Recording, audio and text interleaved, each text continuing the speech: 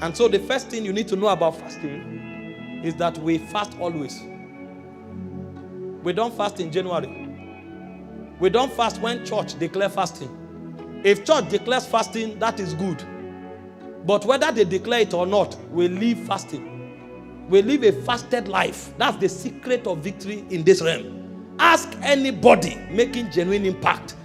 You can make impression and people will look at you and assume things are happening. Time will reveal that that thing is fake. If what you are doing is genuine, you must put fasting at the foundation. If it is not there, it will fail. Because Jesus himself told us that fasting is a compulsory part of our syllabus.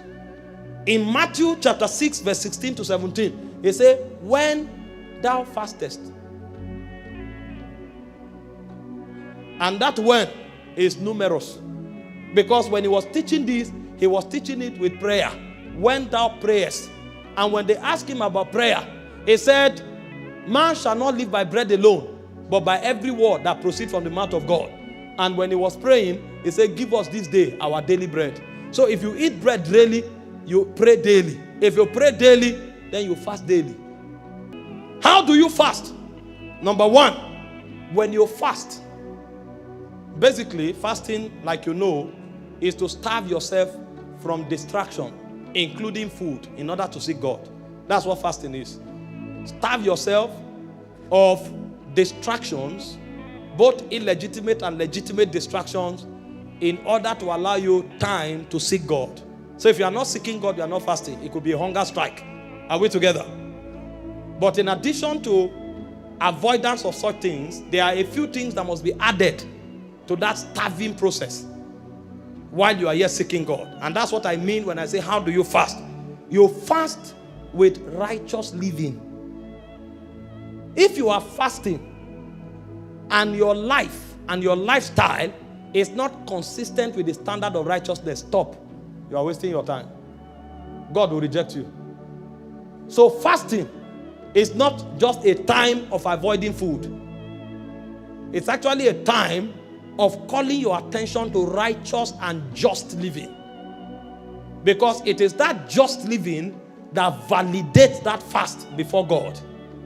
Many persons are fasting, they are oppressing the house girl. The child is eating chicken, the house girl is drinking garri without sugar. You just went on hunger strike for 40 days. You didn't fast.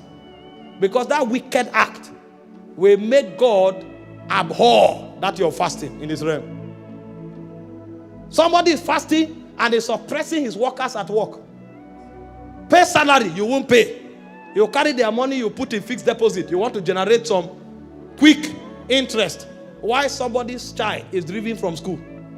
Why somebody has no food to eat? And you come to church, you say, you are a spiritual person. They call you a woman of God. You say, bless you, bless you. You are a wolf in sheep clothing. A wolf. You say you are fasting. Somebody is laboring, trying to make progress in life, and you are doing everything possible to stop that person. That is not fasting. Don't kill yourself. This is why many people have ulcer. Because the power of God does not come, the presence of God does not come to shield them. If you go hungry for a long time, it can kill you. The reason that hunger does not affect your system is because the presence of God comes to shield you.